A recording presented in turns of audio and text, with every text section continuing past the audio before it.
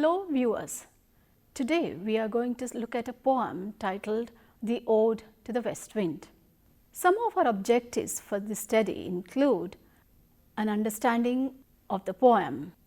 We would like to consider how Shelley makes use of the form of the poetic ode and fits it into the tradition of the Romantic Revival.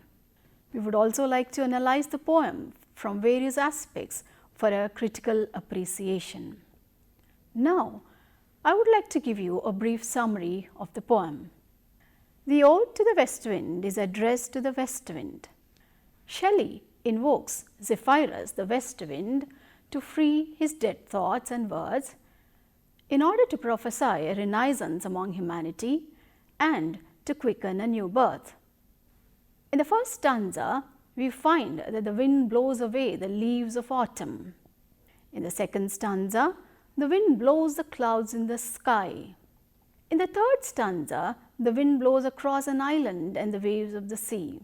In the fourth stanza, the persona imagines himself as the leaf, the cloud, or the wave of the first three stanzas, and he hopes to share in the wind's strength.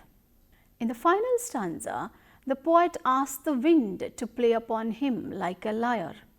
He wants to share the wind's fierce spirit, and in turn, he hopes to be empowered to spread his verse throughout the world and reawaken the world. Today, we are going to look at a poem, Ode to the West Wind, written by Percy B. Shelley. It was written in 1819. Before we attempt a detailed analysis of the poem, let us discuss the significance of the ode as a poetic genre. An ode is basically a lyrical verse written in praise of someone or something. It is also written in dedication to someone or something that captures the poet's interest or provides him or her an inspiration. Originally from Greek, a classic ode is structured in three major parts: the strophe, the antistrophe, and the epod. There are three typical forms of odes: the Pindaric, Horatian, and irregular ode. Pindaric odes follow the form and style of Pindar, a poet who employed the three-part form. Horatian odes follow the conventions of Horace, another poet who used a pattern of 2 or 4-line stanza of the ode. Irregular odes do have a rhyme scheme, but they neither employ the three-part form of the Pindaric ode nor the 2 or 4-line stanza of the Horatian ode. The initial model for the English odes was Horace, who used the form to write meditative lyrics on various themes. As the title suggests, the present poem is addressed to the West Wind, which provides the inspiration for Shelley's poem. Shelley belongs to a group of poets associated with the revival of Romantic literature.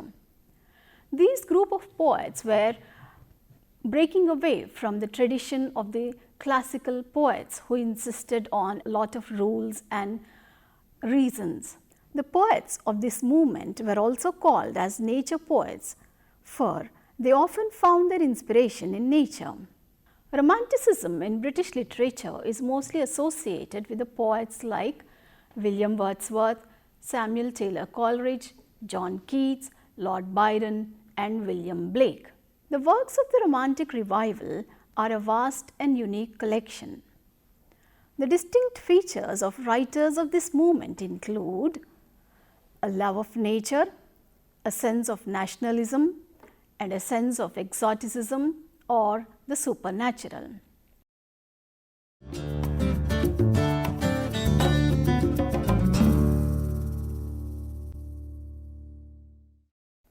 Before attempting a detailed analysis of the poem, let us take a quick look at the background of the poem and the poet. Percy Bysshe Shelley was born on 4th of August 1792 and he died on 8th of July 1822. He is one of the major poets of the Romantic Revival and is also regarded as one of the finest lyric poets in the English language. He received his early education at home. He was tutored by Reverend Evan Edwards. Later, he went to Oxford for matriculation. Legend has it that Shelley attended only one lecture while he was at Oxford, but he frequently read for almost 16 hours a day. His first publication was a Gothic novel, Zastrozzi, in which he vented his early atheistic worldview through the villain named Zastrozzi. Shelley was very radical in his opinions. He never shied away from expressing his opinions about oppression and injustice. He was expelled from the Oxford University in 1811 for applying his radicalism to religion, and he published a pamphlet in which he argued for the necessity of atheism. His personal life was also very turbulent. He died a tragic death in a boat accident. Shelley is known for poems like Ozymandias, Ode to the West Wind, To a Skylark, The Mask of Anarchy, Queen Mab, The Cenci, and Prometheus Unbound. His second wife, Mary Shelley, is the author of Frankenstein, one of the earliest science fiction. Shelley wrote Ode to the West Wind in 1819 when he was living in Florence, Italy. It is said that he wrote this ode while sitting in the woods near the Arno River on a windy day in October. It seems that he was feeling depressed about being detached from the political and social scene back in his native England.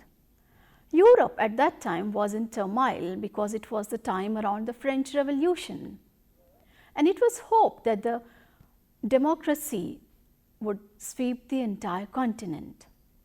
Shelley wrote this poem at a time when democracy was not really making any progress in Europe, that is in 1819. Shelley was profoundly discouraged, chained, and seemed to be bowed down by a heavy weight of hours. Many critics have suggested that this poem relates to that sense of powerlessness. As a political, religious, and literary radical, Shelley was heavily interested in his own ability to influence the society. You see, some poets need solitude and privacy and a retreat in the woods to do their best work. But Shelley needed stimulating arguments and social action. Ode to the West Wind is one of the poems in which he considers the role and the power of the poet or philosopher to spread new ideas and bring about a change in the society. This poem is one of Shelley's more accessible poems. Its brevity, smoothness of tone, and straightforward use of natural imagery help him to present his abstract ideas about philosophy and poetry in a compact way. He connects his feelings to the larger philosophical and social problems and tries to understand them in a global context. The west wind in Shelley's ode is depicted as an autumnal wind, preparing the world for winter. As a result, the poem is filled with images of death and decay. They are reminders of both the transient quality of nature and of human mortality.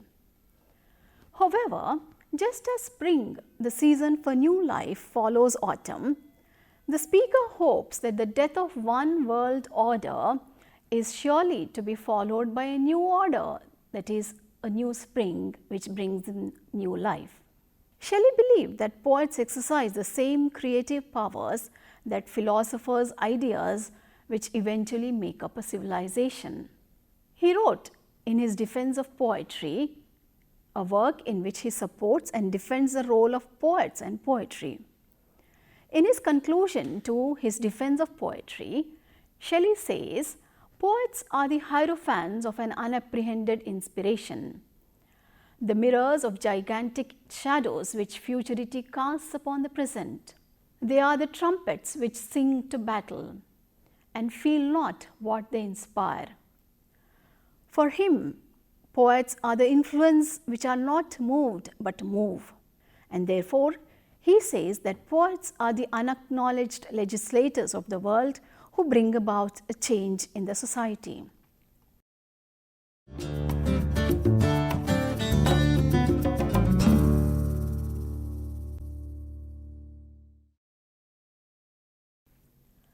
The first line of the poem, "O wild west wind, thou breath of autumn's being," introduces the poet's address to the west wind. The speaker appeals to the west wind 4 times in this first section. He considers the west wind as the breath of autumn that sweeps away the dead leaves, which are yellow, black, pale, and hectic red. These dead leaves are multicolored but not beautiful. Their colors are weird and ominous, and they seem like they are sick and diseased. He uses strong words like pestilence-stricken multitudes. He compares the west wind to a magician who exorcises ghosts and evil spirits. The west wind is described as carrying seeds to their grave-like places in the ground, where they'll stay until the spring season comes and revives them. Once the west wind has carried the seeds into the ground, they lie there all winter and then are woken up by the spring wind. Shelley thinks of the spring wind as blue. He uses the term azure. The spring wind seems to be the cause of all the regeneration and flowering that takes place in that season. Spring seems to blow a clarion call, that is a kind of a trumpet, and it causes all the seeds lying under the ground to bloom. It fills both plain and hill with living hues and odors. It also opens buds into flowers. The first section closes with hope. He considers west wind as a destroyer and preserver in this notion. This idea is similar to the Hindu notion, or the notion in Hindu mythology and religion, in which Lord Shiva is regarded as both creator and destroyer. West wind, as the wind of autumn, brings about death, but it also makes it possible for regeneration in the spring season that follows autumn.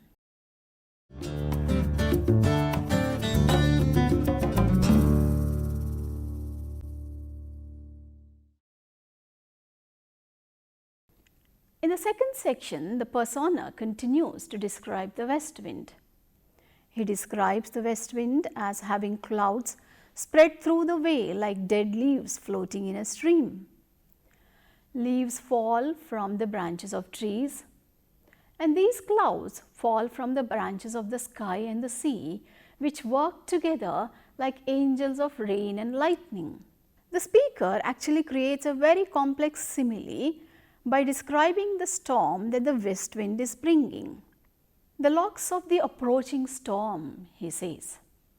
That is, the thunder clouds that are spread through the airy blue surface of the sky. The thunder clouds are like the wild locks of hair on a Maenad. Now, what is a Maenad? A Maenad is one of the wild savage women who hangs out with the god Dionysius in Greek mythology. In other words, Shelley is trying to present the picture that thunderclouds are to the west wind as a Maenad's locks of hair are to the air. Maenads who are wild and crazy don't brush their hair much, so they appear to have a wild look. Now, coming back to the poem, these Maenad hair-like clouds go vertically all the way through the sky, from the horizon to the center. The wind is described in this poem as a dirge or a funeral song, because it marks the death of the old year. The west wind is both a stream and a funeral song, and the coming night is like a huge tomb built by rain clouds carried by the wind. The poet ends the first section by asking the west wind to hear him.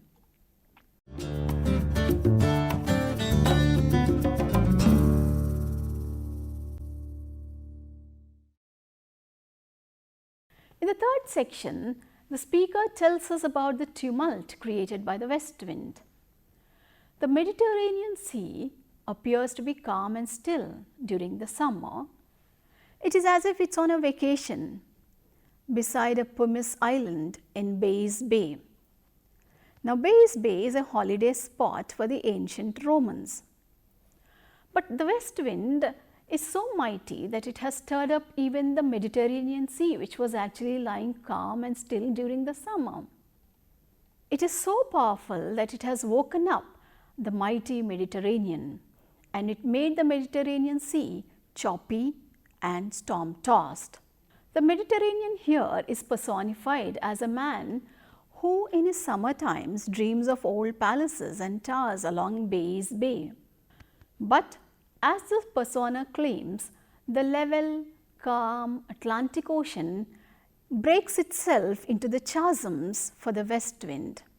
On a simplistic level, it means that the west wind disturbs the sea.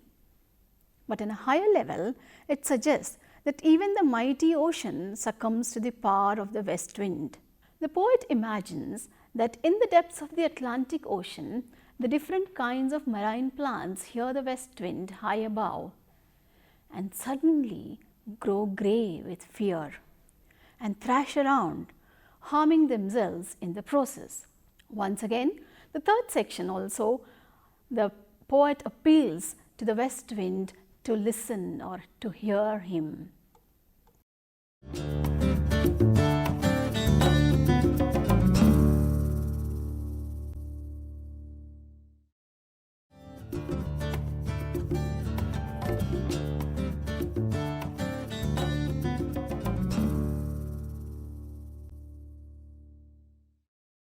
From section 3 onwards, that is in the fourth section, there is a shift in the tone of the poem.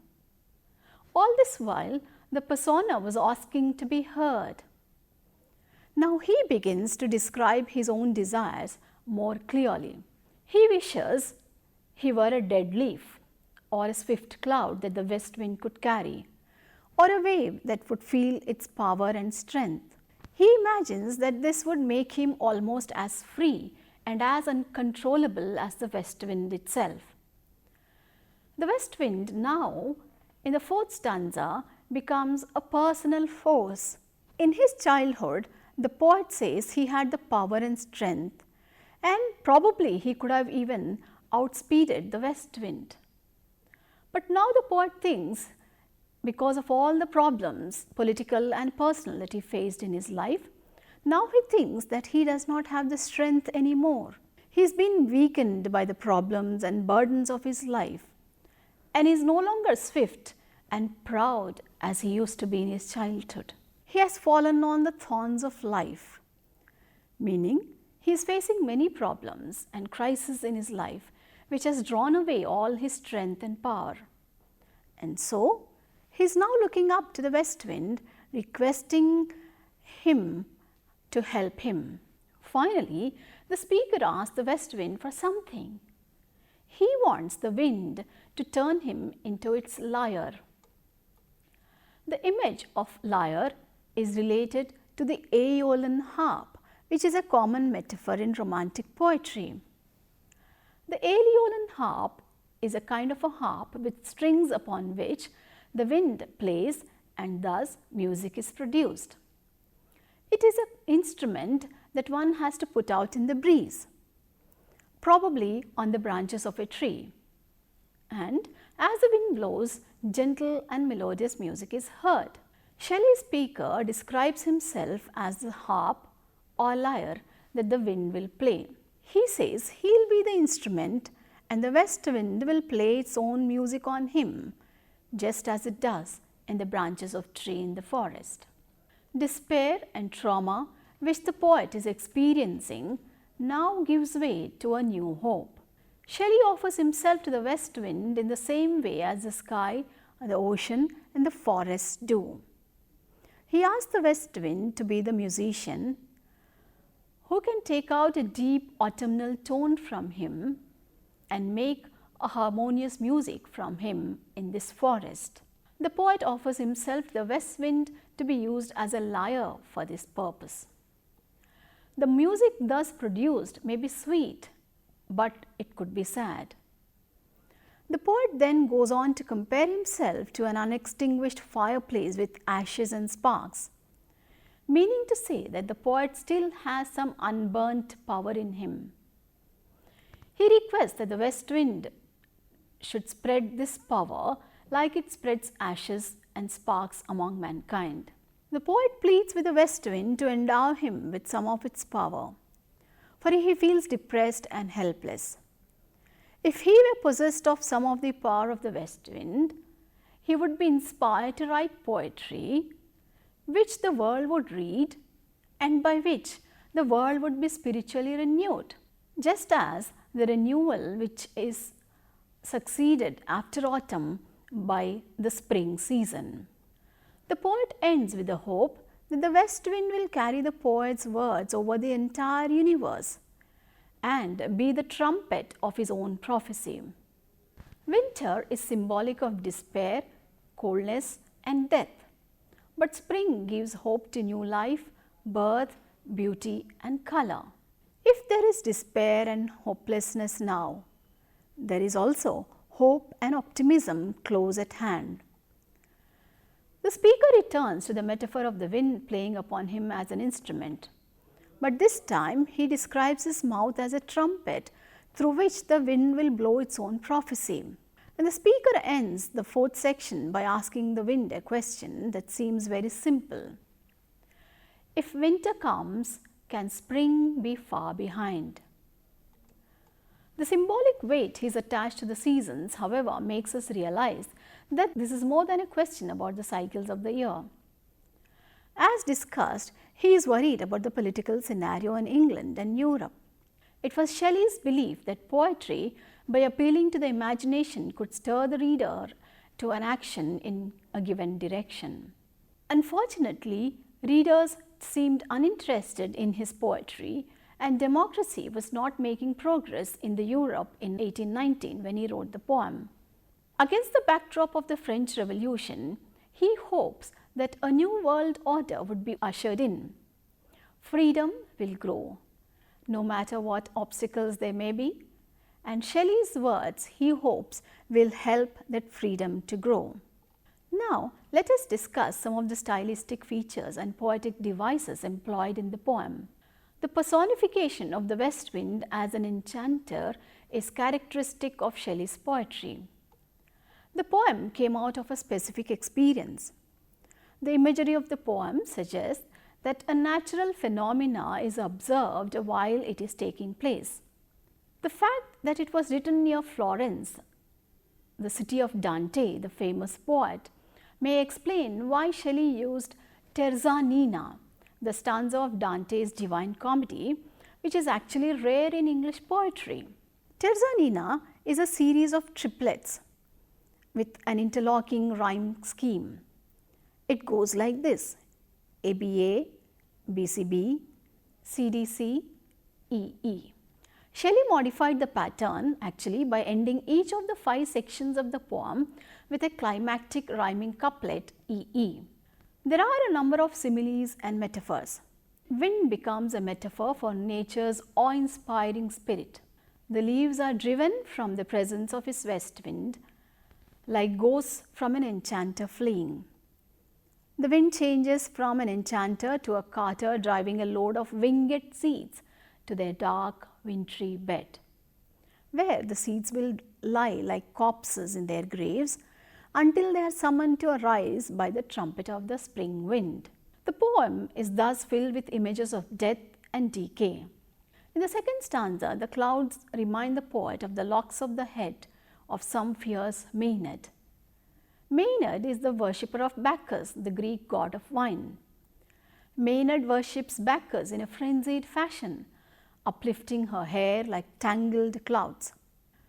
There is obviously a stark contrast of language between the earlier stanzas, that is 1, 2, 3, and stanzas 4 and 5, where Shelley is talking about himself.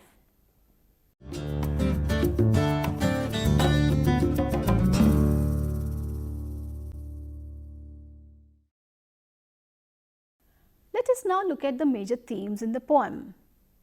Some of the major themes in this poem are the theme of drawing inspiration from nature, the theme of immortality versus mortality, man and nature, and the theme of transformation. The breath of autumn is Shelley's atheistic version of the Christian Holy Spirit. We've already looked at Shelley's radical ideas. Instead of relying on traditional religion, Shelley focuses his praise around the wind's role in the various cycles in nature. The cycles of death, regeneration, preservation, and destruction. Another theme is the theme of man and the natural world. Nature is grander and more powerful than man can ever hope to be. The natural world is powerful because it contains elements like the west wind and the spring wind, which can travel invisibly across the globe, and they affect every cloud, leaf, and wave as they go. Man, on the other hand, is a powerless being, but he can still be able to increase his status if he allows nature to channel itself through him. The theme of transformation also emerges out of the poem because the poet feels himself waning and decaying, and he begs the wind to use him as an instrument, inhabit him, distribute his ideas, or prophesy through his mouth. He hopes to transform himself by uniting his own spirit with the larger spirit, that is, the spirit of the west wind and of nature itself. In conclusion, we might say that the first two stanzas are mere praise for the wind's power. They are covered in simile and allusion to all that the wind has the power to do. Shelley uses verbs like loosen, spread, shed, and burst. But in the fourth and the fifth stanzas, the personal element enters the poem when he begins to express what he wants the west wind to do.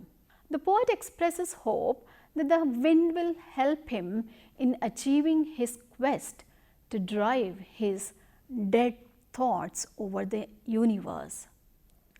Ultimately, the poet is thankful for the inspiration he is able to draw from nature's spirit, and he hopes that it will also be the same spirit that carries his words across the land, where he can also be a source of inspiration.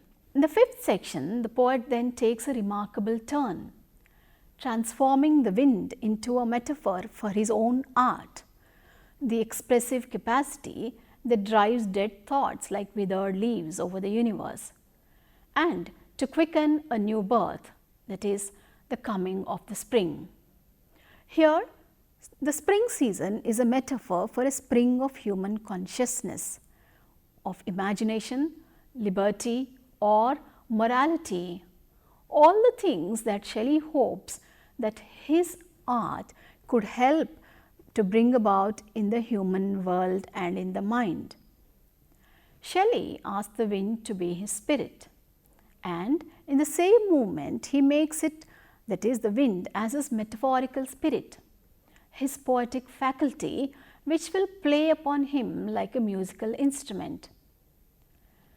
The thematic implication is significant.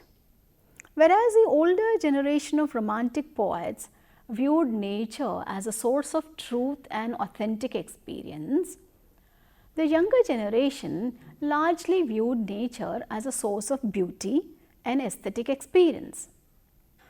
In this poem, Shelley explicitly links nature with art by finding powerful natural metaphors with which to express his ideas about the power, import, quality, and ultimate effect of aesthetic expression.